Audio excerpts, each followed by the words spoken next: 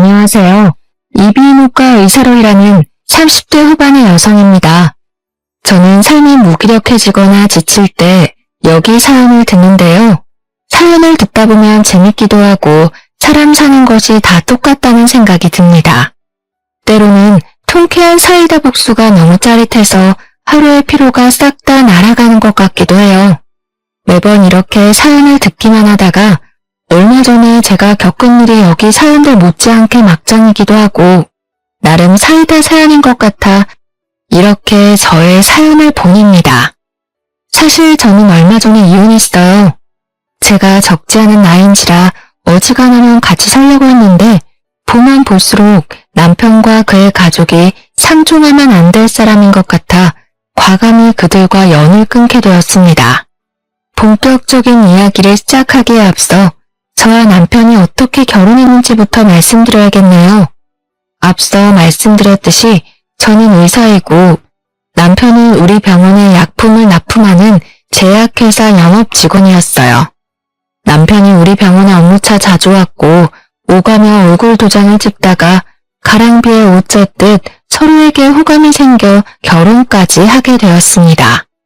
결혼식과 신혼여행을 무리 없이 진행하고 시댁에 처음으로 인사를 드리러 갔는데 시어머니가 갈비찜과 잡채를 아가씨에게 던지며 크게 구박하더라고요.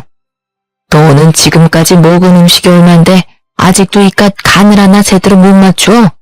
갈비찜은 짜고 잡채는 다 불었잖아. 이딴 음식을 도대체 누가 먹어? 네가 이 집에 왜 있는 건데?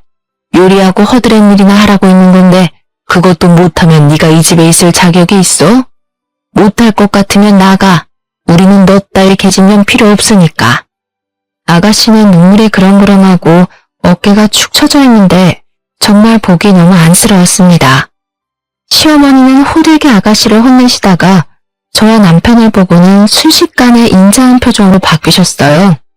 우리 은우랑 선해 왔니? 신혼여행은 어땠어? 재밌었니? 너네 온다고 쟤한테 음식 좀 해두라고 했더니 잡채랑 갈비찜을 이따위로 만들어놨단다. 에휴, 이를 어쩌면 좋니? 그냥 나가서 먹을까? 뭔지 쟤는 아직도 간을 못 맞추는 거야? 쟤는 도대체 언제쯤이나 사랑구실을 하려는지. 아니야 어머니, 아가씨가 음식을 이렇게 많이 장만했는데 다른 것들 먹으면 되죠. 그래 줄래? 우리 며느리는 의사 선생님인데도 참 배려심도 깊어. 이해해줘서 고맙다. 야, 너네 오빠 배고프니까 빨리 음식 차려와. 그리고 세아가, 너도 같이 가서 음식 준비 좀 하려느나. 너도 며느리니 이제 부엌 살림도 해봐야지. 시어머니는 저에게는 아가씨처럼 날카롭게 말씀하시지는 않았지만 그래도 며느리면 당연히 시댁의 일을 해야 한다고 하셨습니다. 저 역시 시댁에서 가만히 있을 생각은 없었지만 아무리 그래도 오자마자 이런 식으로 부엌으로 보내버리니 기분이 썩 좋지는 않았어요. 제가 부엌에 있을 때도 시어머니는 아가씨를 끊임없이 구박했습니다. 그런 모습을 보며 언젠가 시어머니가 저한테도 저렇게 구박을 하지 않을까 하는 생각이 들었어요. 똑바로 좀 해 똑바로. 하여튼 손이 느려 터져서는 멍청한 년. 사실 상견례 때와 결혼식 때도 시어머니와 아가씨는 친해 보이지는 않았지만 아무리 그래도 자기 자식인데 이렇게까지 구박을 하는 게 이해가 가지 않았습니다. 저는 아가씨를 도와 어질러진 부엌을 대충 정리하고 상을 차린 후 밥을 먹으려고 자리에 앉았는데 아가씨는 식사하지 않더라고요. 제가 식사를 같이 하자고 권하니 아가씨는 속이 좋지 않다고 하며 방으로 들어가 버렸습니다. 내버려둬. 쟤는 원래 우리랑 같이 밥 안 먹어. 그래, 쟤는 신경 쓰지 말고 우리 세아가나 많이 먹어라. 입맛에 맞으려나 모르겠다. 갈비찜이랑 잡채도 없고 상이 너무 부실하구나. 시어머니는 상이 부실하다고 하며 걱정하셨지만 상 위에는 굴비에 밀푀유나베, 낙지볶음 등 음식이 한가득 차려 있었습니다. 이렇게 맛있는 음식이 많았지만 저는 아가씨가 신경 쓰여서 음식이 잘 넘어가지 않았어요.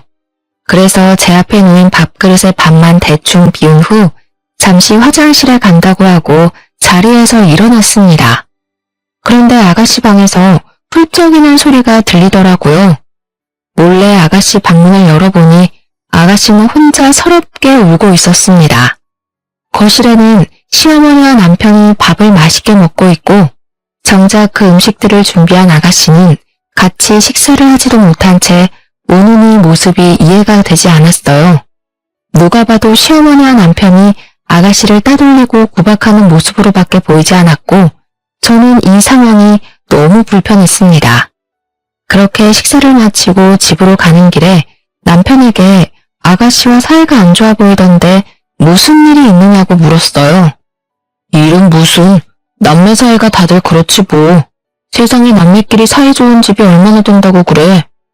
남매 사이가 어색할 수는 있다고 보는데 아가씨와 너는 어색한 사이를 넘어서서 서로 원수처럼 생각하는 것 같아서.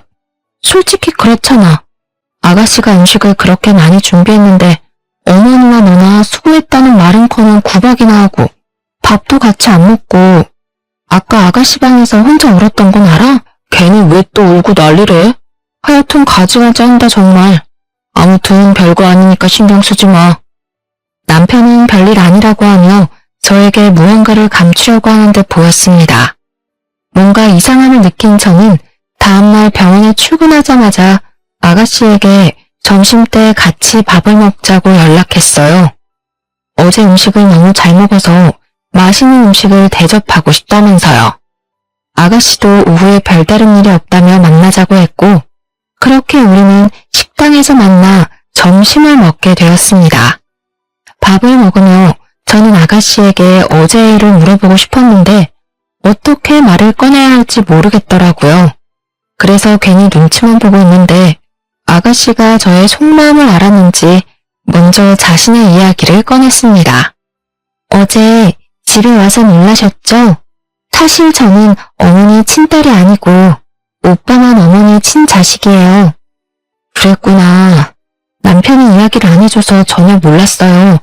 그런데 어쩌다가 이렇게 가족이 된 거예요? 사실 저희 친엄마는 저를 낳고 얼마 지나지 않아 돌아가셨고 저는 아빠랑 둘이서 살았어요. 그러다가 6살 때 지금 어머니랑 아빠가 재혼하게 되면서 저는 어머니 오빠와 같이 살게 된 거고요. 아가씨는 목소리를 가늘게 떨면서 말해줬어요. 기죽은 그 모습을 보는데 어찌나 마음이 아프던지. 재혼 가정인 건 어느 정도 예상을 했지만 아가씨가 그동안 구박을 얼마나 당했을지 가늠이 안 가더라고요. 어머니랑 오빠는 아빠 없을 때 저를 그렇게 구박했어요. 아빠가 저만 예뻐하시고 항상 제게 모든 재산을 남겨주신다고 했거든요. 그래서인지 시어머니는 제게 밥도 안 주고 간식은 당연히 안 주고 한 달에 한 번씩은 제가 괜히 마음에 안 든다면서 저를 불빛이 들어오지 않는 창고에 가뒀고요. 오빠도 그 옆에서 저를 사람 취급도 하지 않았어요. 아가씨는 그 뒤로도 자신이 구박받았던 것들을 이야기하는데 남편도 가담했다는 게 너무 실망스러웠습니다. 결혼 전 제가 알던 사람이 아닌 것 같았어요. 사실 남편은 밖에서는 정말 친절하고 다정한 사람이었어요. 그런데 집에서는 시어머니와 함께 아가씨를 그렇게 구박하고 못살게 굴었다는데 처음에는 아가씨의 말이 쉽게 믿어지지 않았습니다. 하지만 어제 남편이 아가씨를 볼 때 징그러운 벌레를 본 것처럼 바라보던 눈초리며 싸늘한 말투로 말하는 것을 보면 아가씨가 거짓말을 하고 있다고는 느껴지지 않았어요. 남편의 이런 이중적인 모습을 알게 된 후 제가 이런 사람과 평생을 함께할 수 있을까 하는 생각이 들었습니다. 아가씨와 대화를 나누면 나눌수록 저는 남편과 같이 살 수 없을 것 같았어요. 그래서 당장 갈라서고 싶었지만 결혼식 하루 전에 남편의 요구대로 혼인신고까지 마쳤고 무엇보다 아가씨의 상황을 다 알았는데 그냥 이혼하고 모른 척하면 제가 방관자가 되는 것 같은 생각이 들었습니다. 사실 제가 남들이 당하는 모습을 그냥 못 지나치는 성격이거든요.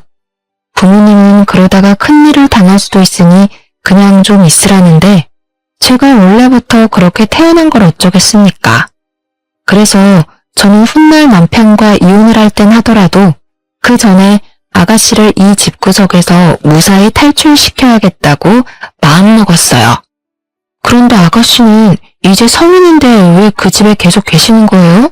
그냥 그 집에서 나가서 영 끊어버리면 되잖아요. 사실은 아빠가 살아계실 때 크게 사업을 하셔서 재산이 좀 많았거든요.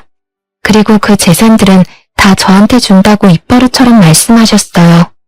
게다가 아빠 장례식 날, 아빠 친척들 말로는 제 앞으로 남겨주신 유산이 분명히 있다고 했어요. 아빠가 유언장도 쓰시고 증인까지 세워서 유언장 녹화를 했다는데 어머니는 재산 한 푼도 안 남겼다고만 하세요. 그 당시 저는 미성년자였고 아무런 힘이 없었거든요. 이대로 제가 이 집을 나가버리면 유산을 하나도 못 받게 될 것 같아서 유산을 찾을 때까지는 이 집에 계속 있으려고요. 아가씨의 말을 들으니 시어머니와 남편이 왜 그리 독하게 아가씨를 괴롭혔는지 이해가 되었습니다. 바로 아가씨가 받은 유산이 탐이 나서 그랬던 것이었어요. 하지만 이미 어릴 때부터 오랜 시간 동안 어머니와 남편의 구박 속에서 자라와서인지 아가씨는 두 모자 앞에서는 한마디도 못하고 당하기만 하는 말 그대로 약자였어요. 그래서 저는 그런 아가씨를 좀 도와주기로 마음먹었죠. 아침 며칠 뒤가 명절이었습니다. 저는 명절날 시댁에 있으면서 시어머니와 남편이 아가씨에게 함부로 대하지 못하도록 해야겠다고 생각했어요. 안 그래도 일찍 가야겠다고 생각했는데 시어머니한테 전화가 왔습니다. 예, 며칠 뒤가 명절인 거 알지? 너가 아무리 의사라지만 그래도 이 집에서는 며느리야. 며느리면 며느리답게 명절 때 와서 음식 장만도 하고 해야 한단다. 그러니 말인데 너는 의무보다 일찍 와서 장도 보고 장만도 해라. 알겠니?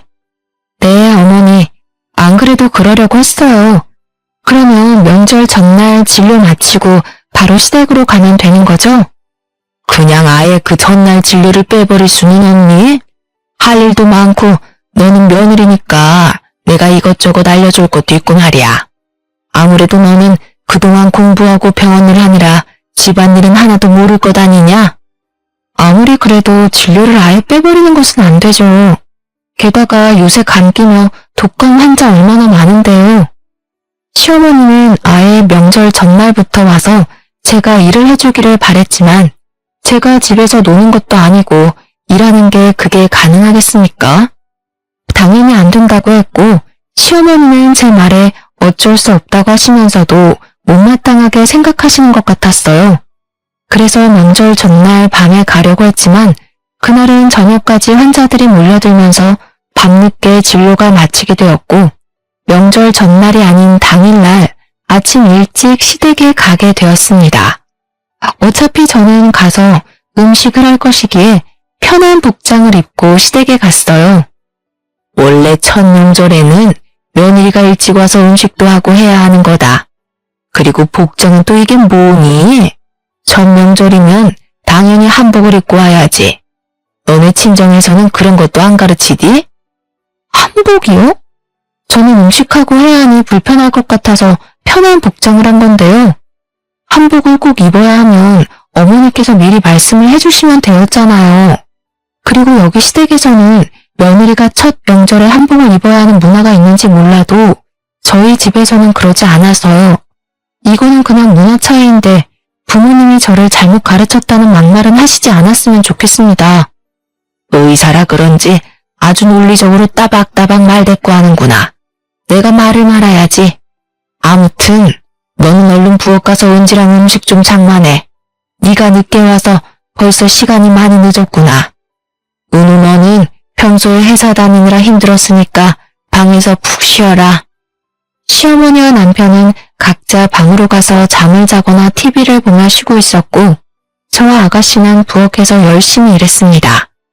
새언니도 평소에 환자들 보느라 힘드실 텐데 들어가서 쉬세요. 저 혼자 다 할 수 있어요. 아니에요. 저도 같이 해요. 사실 제가 음식을 많이 해보지 못해서 큰 도움은 안 되겠지만 그래도 설거지라도 도울게요. 아가씨는 제 말에 이 집에서 옆에 같이 있어주는 것만으로도 든든한 힘이 된다고 했습니다. 그동안 얼마나 시어머니와 남편에게 구박과 차별을 받았으면 집에서 누군가가 옆에 있는 것만으로도 힘이 된다고 할까요?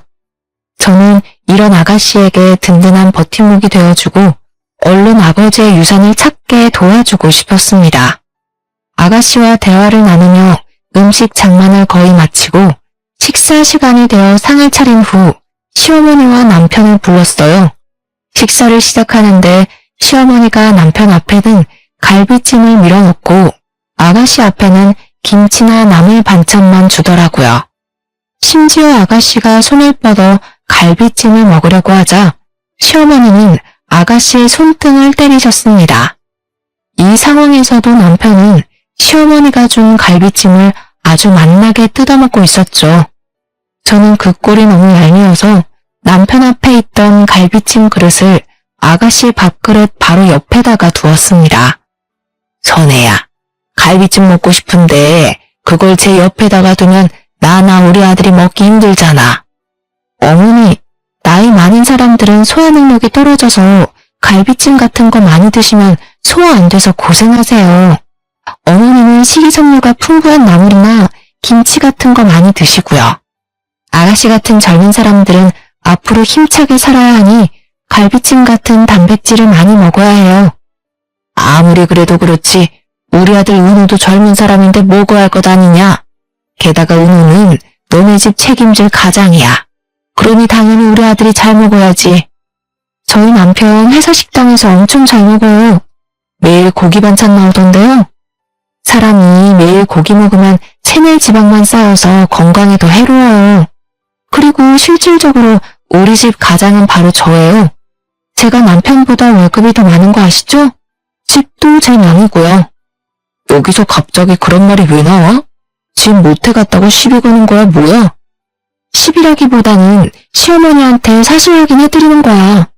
솔직히 결혼할 때 형편이 넉넉하지 않다고 내가 살던 집에서 신혼살림 차리고 혼수도 다 내가 했는데 이 정도도 말 못하냐? 제 말에 남편과 시어머니는 더는 말을 이어가지 못했습니다.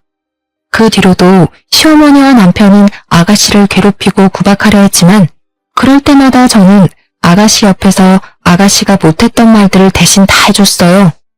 그렇게 명절이 지나고 집에 오니 남편은 표정이 좋지 않았습니다. 너 무슨 갱년기야? 도대체 우리 엄마랑 나한테 왜 그렇게 시비야? 우리는 원래 은지랑 그렇게 살았어. 원래 그렇게 사람을 구박하면서 살았으니 당연한 거라고. 그게 말이 돼? 정상적인 사람이라면 사람이 사람을 이유 없이 구박해서는 안 되는 거야. 우리가 이러는 이유가 있다고. 사실 은지 걔 우리 엄마 친딸 아니야. 돌아가신 아버지와 엄마 재혼하셨고 은지는 아버지 딸, 나는 엄마 아들이라고. 그래서 이러는 거야. 그러니까 너도 우리 집 일에 자꾸 나서지 말고 그냥 그러려니 하고 살아. 너야 뭐 항상 화목한 가정에서 잘 지냈겠지만 우리 집은 아니라고. 재혼 가정에다가 남매면 서로 친하지 않을 수는 있어. 그런데 친하지 않는다고 너와 너네 엄마처럼 사람을 그렇게 구박하는 건 아니야. 무슨 초딩들도 아니고 다 큰 어른들이 그게 뭐니? 먹는 거로 치사하게 차별하고 말이야. 치사? 우리 엄마가 지금 치사하다는 거야? 와, 너 도대체 우리 집을 어떻게 생각하길래 그런 말을 해? 어떻게 생각하기는 콩가루 집안으로 생각하는 거지 뭐. 그날 남편과 저는 대판 싸웠고 그 뒤로도 계속 냉전 상태였습니다. 저는 솔직히 남편이 아가씨를 사람 취급도 하지 않고 자신의 행동이 잘못된 것조차 모르고 당연하다고 여기는 모습에 크게 실망했어요. 남편 역시 자꾸 자기 집안일에 간섭하는 제가 불편하고 싫었는지 저를 피했고 회사 일이 바쁘다는 핑계로 매일 야근에 주말에도 계속 출근한다고 집에 거의 있지 않았습니다.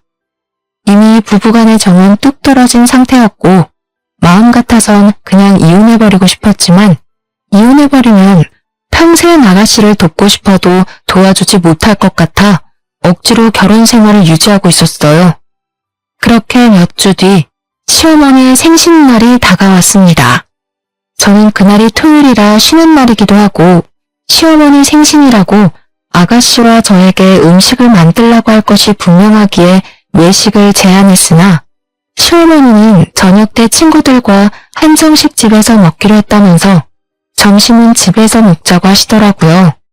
그래서 저는 시댁에 출장 뷔페 음식을 주문했습니다. 시어머니 생신날 시댁에 가니 이미 제가 주문한 음식들이 거실에 차려져 있었고 거실과 부엌 사이에는 엄청 비싼 브랜드의 명품 옷이 걸려 있었어요. 이 옷 엄청 비싼 옷 아니에요? 그래, 역시 너는 볼 줄 아는구나. 오늘 저녁 친구 모임에 이 옷 입고 가려고. 세아가, 내 생일이라고 이렇게 음식들 주문해줘서 고맙구나. 어서 먹자. 이은지, 너는 세연이 잘 만나서 호감한 줄 알아. 음식은 제가 한 것보다는 100배 맛있구나. 입에 맞으신다니 다행이에요. 참, 어머니 생신이라서 용돈 준비했어요. 우리 며느리가 통이 크네. 뷔페 음식도 주문하고 용돈도 주고 말이야. 고맙다. 며느리는 이렇게 내 생일이라고 용돈을 주는데 은지 쟤는 음식도 못해 용돈도 안 줘. 이 집에 얹혀 사는 년인 주제에 뭐 하나 제대로 하는 것도 없으니 이 집에서 아무짝에도 쓸모가 없어. 그럼 우리 엄마가 이 집에서 쟤 키운다고 얼마나 고생했어. 그런데도 쟤는 저렇게 은혜를 모른다니까. 사람이 덜 된 거지. 아가씨는 시어머니의 말에 화가 많이 나 보였습니다. 시어머니가 아가씨를 정성 들여 키운 것도 아니고 그렇게 구박과 차별을 해댔는데 그럼에도 불구하고 일말의 죄책감은커녕 오히려 더 많은 것을 요구하는 모습이 뻔뻔스러워 보이기까지 했어요. 게다가 그 옆에 맞장구 치는 남편의 말 역시 아주 기가 막혔죠. 어머니, 근데 사실 어머님도 이 집에 얹혀 살았던 거 아닌가요? 이 집 돌아가신 아버지가 결혼 전부터 사셨던 집이었다면서요. 그렇게 따지면 어머님이 얹혀 사시는 년이 되죠. 아닌가요? 제가 아주 해맑은 표정으로 이렇게 말하자 시어머니는 당황하며 어쩔 줄 몰라 하는 표정을 지으셨습니다. 어머, 왜 이리 당황하세요? 제가 무슨 말실수라도 했나요? 그런데 어머님, 생각해보면 어머니 아들도 저한테 얹혀 사는 중이네요. 저의 집, 제가 원래 살던 제 집이잖아요. 그 안에 들어간 살림살이도 다 제가 제 돈으로 산 것이고요. 어머니도 아버지한테 얹혀 사셨고 어머니 아들도 저한테 얹혀 사네요? 모자간에 참 잘도 얹혀 사시네요. 너 지금 우리한테 엿먹으라고 비꼬는 거지? 무슨 그런 섭섭한 소리를 하세요? 저는 그냥 부러워서요. 저는 열심히 일해서 돈 벌어서 제 집을 장만했는데 어머니도 그러고 남편도 그러고 남의 집에 잘 얹혀 살고 계시잖아요. 그런 것도 능력이라면 능력이죠. 원래 대다수 사람은 얹혀 살면 눈치 보여서 눈치를 안 줘도 눈칫밥도 먹기도 하거든요. 그런데 어머니도 그러고 남편도 그러고 둘 다 눈칫밥 먹지는 않는 것 같아서 대단하고 부러워서 그래요. 생일날 너랑 입씨름하고 싶지 않구나. 됐고 그냥 케이크나 먹자.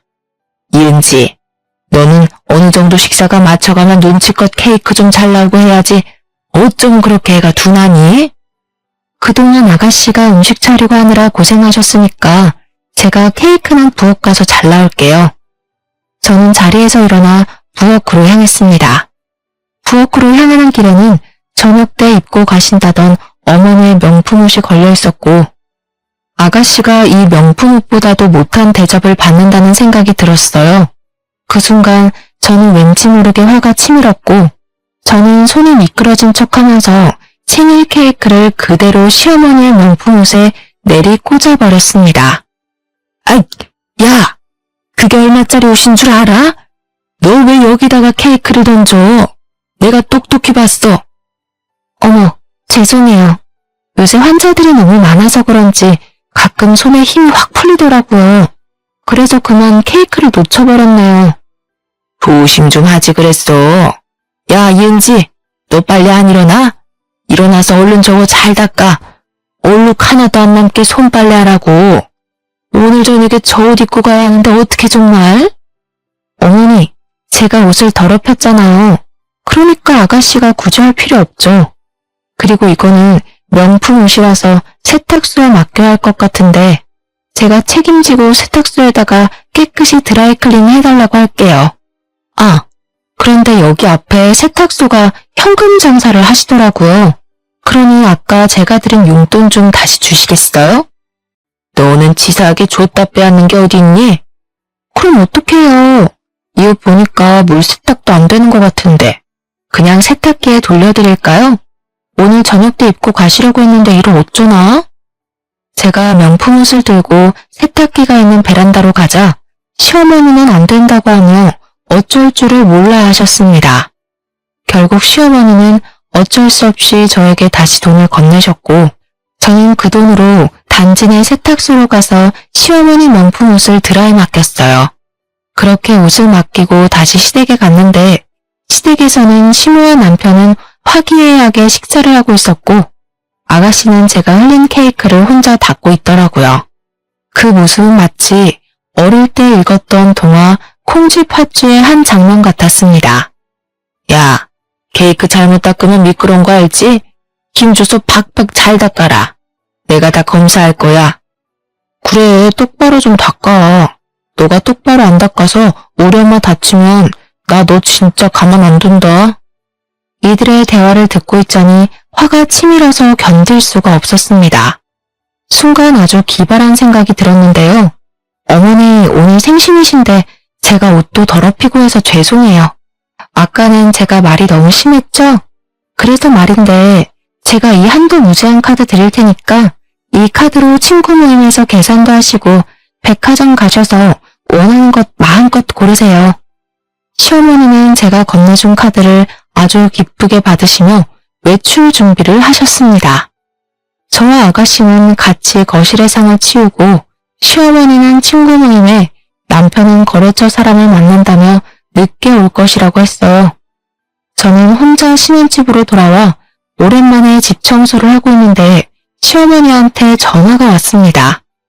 새아가, 지금 나 뷔페에 와서 너가 준 카드로 결제하려는데 왜 결제가 안 되니? 결제가 안 돼요? 이상하다. 그런데 원래는 한정식 집에 가신다더니 뷔페에 가셨어요? 혹시 금액이 얼마나 나왔어요? 친구들이 내 생일 축하해준다고 왔는데 어떻게 그냥 한정식 집에 가니? 너가 마침 카드도 줬으니 그냥 여기 뷔페로 왔지. 지금 금액은 200만 원 가까이 나왔는데 설마 이 카드 한도가 있는 거니? 시어머니는 제가 드린 카드를 들고 친구들을 불러서 인당 20만 원이나 되는 호텔 뷔페를 가셨더라고요. 분명히 카드를 받기 전에는 한정식 집에 가신다고 해놓고서는요. 참 뻔뻔하기도 하죠. 사실은 신모에게 쥐어준 카드는 제가 이전에 잃어버려서 분실 신고를 해놓은 카드였어요. 제가 단골 식당에 놓고 가서 분실 신고를 했는데 바빠서 취소 신청을 하지 못한 거죠. 선심 쓰듯 드렸더니 이렇게 펑펑 쓸 줄 누가 알았겠어요? 어머니, 사실 그거 정지된 카드예요. 그리고 아무리 며느리한테 한도 무제한 카드를 받아도 그렇지. 어떻게 그 비싼 뷔페를 갈 생각을 다 하셨어요? 대부분 어머니는 자식들이나 며느리가 카드를 줘도 아까워서 잘 못 쓰시던데. 뭐? 너가 어떻게 이 시애미를 물을 먹일 수가 있어? 내가 친구들 앞에서 얼마나 쪽팔리는지 알아? 지금 200만 원 나온 거 이거 어떻게 하라고? 지금 네가 와서 결제를 하던가? 아유 쪽팔려. 내가 돈 내기로 했단 말이야. 제가 왜요? 저는 그 음식 먹어보지도 않는데 왜 내야 해요? 그리고 지금 저 우리 집 대청소 중이라 못 나갑니다. 어머니 아들 부르시든지 하시고요. 전 전화 끊습니다. 저는 전화를 끊고 한참을 배꼽 잡고 웃었습니다. 사실 시어머니가 저한테는 크게 뭐라고 하신 적은 없지만 은근히 저를 구박하셨기에 시간이 흐르면 아가씨에게 했던 것처럼 저에게도 당연히 그럴 수 있다는 생각을 항상 갖고 있었어요. 게다가 남들이 있을 때는 좋은 엄마인 척하면서 집에서는 아가씨를 그렇게 못 잡아먹어서 안달인 모습을 보며 저도 모르게 좋지 않은 감정이 쌓여 있었죠. 그래서인지 시어머니가 이렇게 쩔쩔매는 모습을 상상하니 왠지 모르게 참 통쾌했어요. 그렇게 한참을 웃다가 다시 청소를 시작하려는데 거실 소파 구석에서 비디오 테이프를 하나 발견했습니다. 생각해보니 저번에 제가 집에 늦게 왔을 때 남편이 소파 밑에서 무언가를 몰래 하다가 깜짝 놀라던데 그때 남편이 이 비디오 테이프를 숨겼나 봐요. 비디오 테이프의 겉면에는 아가씨의 이름이 적혀 있었고 저는 직감적으로 이 안에 아주 중요한 내용이 있을 것 같다는 생각이 들었습니다. 그래서 비디오 테이프를 영상 파일로 복원해주는 업체를 찾아 복원을 의뢰했어요. 며칠 뒤 복원된 영상 파일이 담긴 USB가 제 병원으로 도착했고 영상 파일을 열어보니 사진으로만 봤던 돌아가신 시아버지가 나왔습니다. 영상 속의 시아버지는 모든 재산을 아가씨한테만 물려준다는 유언이 녹화되어 있었어요. 저는 영상을 다 보자마자 바로 아가씨한테 전화를 걸었습니다. 아가씨, 놀라지 말고 들어요. 사실 우리 집에서 오래된 비디오 테이프를 하나 발견했는데 테이프 겉면에 아가씨 이름이 적혀 있더라고요. 뭔가 중요한 것 같아서 영상 복원을 의뢰해서 지금 제가 먼저 봤는데 아가씨 아버지의 영상이었어요. 태연님, 그 테이프 찾으셨어요? 사실 얼마 전에 어머니랑 오빠가 아버지의 유언에 관해 대화하는 내용을 얼핏 들었는데 분명 오빠가 어디에다가 뒀다고 했는데 제가 집에서 찾지를 못했거든요. 우리 집에 두면 제가 쉽게 찾을 것 같아서 일부러 언니 집에 뒀나 봐요. 그래서 이게 우리 집에 있었구나. 그래도 잘 됐어요. 제가 먼저 보고 영상 파일도 복원했으니까요. 우리 얼른 변호사 사무실에 가봐요. 오늘 제가 일찍 퇴근할 수 있는데 오후에 잠깐 만날 수 있어요? 태연님, 너무 감사해요. 언니는 저의 은인이세요. 그럼 이따가 오후에 봬요. 그날 오후 아가씨와 저는 약속한 장소에서 만나 바로 변호사 사무실을 찾았습니다. 변호사는 시아버지의 영상 파일을 보더니 유언의 형식을 아주 잘 갖춰서 녹화하셔서 유언의 효력이 있다고 하셨어요. 게다가 유산 상속의 공소시효가 10년밖에 안 되는데 시아버지가 돌아가신 지 9년째라서 유산 상속 소송도 충분히 가능하다고 하셨습니다. 1년만 더 늦게 발견했으면 공시시효가 끝나 소송도 걸어보지 못하게 될 뻔했는데 정말 다행이었어요. 아가씨는 당연히 시어머니와 남편을 상대로 소송을 진행했습니다. 다음날 환자들을 진료하며 정신없는데 밖에서 아주 시끄러운 소리가 들려 나가보니 시어머니가 와 계셨어요. 시어머니는 저를 보자마자 제 머리채를 잡아 뜯으려고 하셨습니다. 간호사들은 시어머니를 말리려 했지만 저는 일부러 CCTV가 아주 잘 보이는 곳으로 시어머니를 유인해서 머리채를 잡혀드렸어요. 머리채를 잡은 시어머니는 저의 등이며 팔을 사정없이 때리셨습니다. 야, 네가 어떻게 나한테 그럴 수가 있어? 나 그래도 네가 의사 며느리라고 해서 최대한 대접해주면서 살았다. 네가 아주 버릇없이 말대꾸 할 때도 나 뭐라고 하고 싶은 거 꼭 참았다고. 내가 그렇게 널 아꼈는데 이은지 그 개집년이 뭐라고 어떻게 내 뒤통수를 쳐? 너 이은지한테 유산 상속 소송 걸라고 부추겼다면서? 어쩜 이렇게 은혜를 원수로 갚아? 네가 그러고도 사람이야? 어머님, 저 이렇게 때리시면 폭행죄로 위자료 청구할 건데 괜찮으세요? 저 이래봬도 의사라서 이 정도 폭행이면 전치 10주 진단서도 충분히 끊을 수 있는데 변호사님께 연락을 드려봐야겠어요. 지금 저 CCTV로 폭행에 대한 증거도 충분히 찍힌 것 같은데.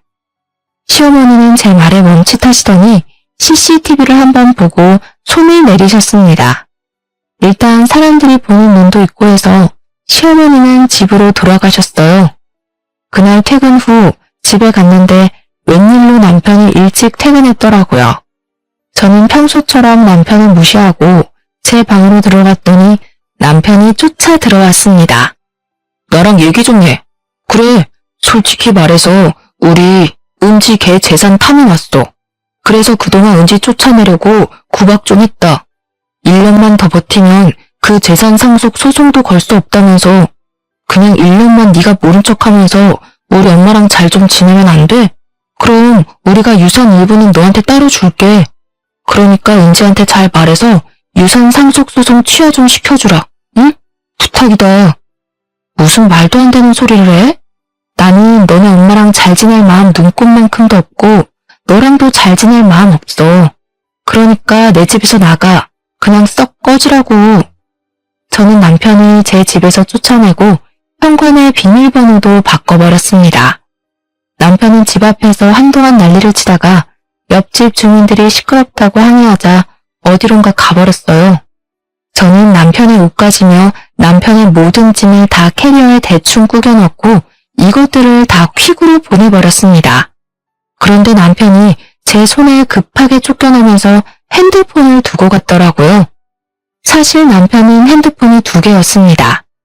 하나는 일상생활할 때 사용하는 핸드폰이었고 다른 하나는 영업용 핸드폰이었어요. 그리고 영업용 핸드폰은 제가 손만 대도 깜짝 놀라며 잽싸게 가져갔습니다. 사실 평소에는 저 역시 그다지 궁금하지 않아서 확인하려고 하지도 않았죠. 그런데 자꾸 영업용 핸드폰에서 알림이 뜨더라고요. 뭔가 중요한 일이 있나 싶어 확인을 해보니 이 근처에 새로 개원한 성형외과 이름이 적혀 있었습니다. 처음에는 그냥 업무적인 일 때문에 연락했나 보다 했는데 그 내용이 수상했어요. 자기 사랑해 라는 단어를 보았거든요. 저는 핸드폰을 열어 메신저에 들어가 모든 내용을 확인했습니다. 그 내용은 아주 가관이었어요. 그동안 남편은 야근에 주말 특근을 한다고 사실은 그동안 이 성형외과 의사와 꾸준히 만나고 있었더라고요. 게다가 남편이 얼마 전에 영업팀 팀장이 되었다고 하던데 알고 보니 여기 성형외과 의사와 불륜을 저지르며 약품을 더 많이 납품할 수 있었고 이것이 실적으로 인정되어 영업팀 팀장이 된 것이었습니다. 게다가 더 어이없는 것은 이 의사도 남편과 자식이 있는 유부녀였더라고요. 저는 이 모든 내용을 다 제 핸드폰으로 저장을 했고 그렇게 1시간 정도 지났을 때쯤 시어머니가 화가 잔뜩 나서 집에 찾아오셨습니다. 야, 이럴 거면 그냥 이혼해. 나라고 너같이 싸가지 없고 개념을 밥 말아먹는 년을 며느리로 받아들이는 게 쉬운 줄 알아? 그리고 어디서 지금 내 아들을 쫓아내? 이게 어디서 못된 것만 배워서? 어머니, 저 안 그래도 이혼하려고 했어요. 그런데 아무래도 소송을 좀 해야 할 것 같네요. 위자료 두둑히 준비해두세요. 마음 준비도 단단히 하시고요. 저는 시어머니를 우리 집에서 내보냈고 그렇게 저와 남편은 별거를 시작했습니다. 어차피 저는 남편이 없는 것처럼 생활했기에 불편한 점은 하나 없이 아주 편하게 지냈어요. 그렇게 한 달이나 지났으려나요? 병원에 있는데 남편에게 전화가 왔습니다. 도미야, 나 이제 우리 엄마랑 연 끊었어. 그러니까 우리 다시 살자. 아직 우리 서류 정리도 안 했으니까 그냥 다시 예전처럼 너 집에 내가 들어가기만 하면 되잖아. 갑자기 그게 무슨 소리야? 갑자기 어머니랑 연을 왜 끊었어? 사실 어머니가 은지를 너무 못살게 구는 것 같아서 내가 어머니 재산 다 들고 도망쳤어. 어머니한테 잘하는 척하면서 다 내 명의로 빼돌려놨으니까 이제 나 부자야. 우리 그러니까 다시 같이 합치자, 응? 엄마가 더는 너한테 뭐 못하도록 내가 잘 막을게. 그래? 잘했네. 그럼 이제 그 재산 다 나한테 가져오면 되겠네. 응? 우리 그럼 이제 합치는 거지? 합쳐? 합치기는 뭘 합쳐? 너 새로 개원한 성형외과 의사랑 불륜 저지르고 다녔더라. 내가 이 사실 알면서도 바로 너랑 이혼 안 한 이유가 뭔지 알아? 너한테 소송 때려서 위자료 받으려고. 네가 돈 생길 때까지 참은 거야, 이 멍청아. 만약에 내가 소송 걸었는데 돈 없다고 배째면 어떡하니? 이제 너한테 마음 놓고 이혼 소송 걸 수 있겠다. 고마워, 알려줘서. 저는 그날 바로 변호사 사무실을 찾아가 남편에게는 이혼 소송을, 성형외과 의사에게는 상간녀 소송을 진행했습니다. 그리고 동네 맘카페에도 익명의 힘을 빌려 성형외과 의사가 유부녀인데 제약회사 다니는 남자 직원과 불륜을 저지른다고도 글을 올렸어요. 게다가 시어머니는 제 병원에서 저의 뺨도 때리고 머리채도 잡았잖아요. 시어머니한테도 폭행죄로 소송을 걸었습니다. 당연히 저의 모든 증거가 아주 유용하게 사용되어서 남편과 이혼하고 저는 위자료를 두둑히 받았습니다. 남편은 당연히 자기가 다니던 회사의 소문이 쫙 나서 자연스럽게 잘리게 되었고 성형외과 역시 동네에 소문이 쫙 퍼져서인지 어느 날 가보니 문을 닫았더라고요. 아가씨 역시 유산 상속 소송에서 승소하여 아버지의 유산을 받을 수 있었습니다. 이렇게 모든 것이 제자리로 돌아온 후 아가씨가 잠시 저에게 만나자고 연락이 왔어요. 새언니 덕에 제 모든 것을 찾았어요. 새언니가 저를 모른 척하지 않고 도와주셔서 꼭 이 은혜 갚고 싶어서 그런데 오피스텔 하나 선물로 드려도 될까요? 아니요. 제가 뭘 도와준 게 있다고.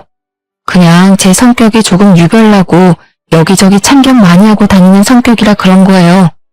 제가 원래 좀 불의를 참지 못하는 그런 성격이거든요. 그래서 학교 다닐 때도 누가 왕따 시키면 가만두지 않았어요. 아무튼 아가씨 모든 것을 다 찾아서 다행이에요.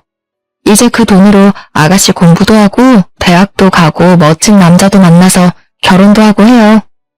저는 아가씨의 제안이 너무 부담스러워서 거절했습니다. 대신 앞으로 그 돈으로 아가씨 본인의 멋진 인생을 살라고 했죠. 그렇게 한 일주일이 지났을까요? 갑자기 우리 병원 건물주가 바뀌었는데 제 병원은 월세를 받지 않겠다고 연락이 왔습니다. 알고 봤더니 아가씨가 우리 병원 상가를 유산으로 산 거예요. 아가씨 말로는 상가에 투자 좀 해보고 싶어서 샀다고는 했는데 사실은 저한테 무료로 임대하려고 했던 것이었습니다. 저는 그런 아가씨의 마음에 너무 고마웠고 그 뒤로 아가씨와 지금까지 친자매처럼 잘 지내고 있어요. 아, 그리고 아가씨는 얼마 전에 대학교 간호학과에 입학했어요. 제 병원에 취업해서 같이 일을 하고 싶다고 하면서요. 아가씨는 오랜만에 하는 공부가 힘들기는 하지만 그래도 아가씨가 원래 공부를 잘해서인지 학교 생활에 잘 적응하고 입학할 때 장학금까지 받았답니다. 남편과 시어머니는 저와 아가씨의 소송으로 모든 재산을 다 털린 후 지금은 집도 없고 직장도 없고 거지가 되어 찜질방을 전전하고 다니고 있습니다. 사실 제가 결혼하고 시댁과 싸우며 참 힘들기도 하고 결혼을 후회했는데 그래도 그 힘든 과정을 지나고 나니 아가씨라는 너무 마음씨도 착하고 멋진 동생을 만나게 된 것 같아 다행이라는 생각이 들어요. 이렇게 만나게 된 인연의 끈을 놓지 않고 죽을 때까지 친자매처럼 서로 연락하고 함께 살아가 보려고 합니다. 저의 이야기 어떠셨나요? 글솜씨가 부족해서 이해가 잘 안 되는 부분이 있다 하더라도 너그럽게 이해해 주시고 재밌게 들어주셨으면 좋겠습니다. 요새 날씨가 일교차가 커서 감기 환자가 많네요. 다들 건강에 유의하시고 그럼 오늘 남은 하루도 행복하게 보내세요. 감사합니다.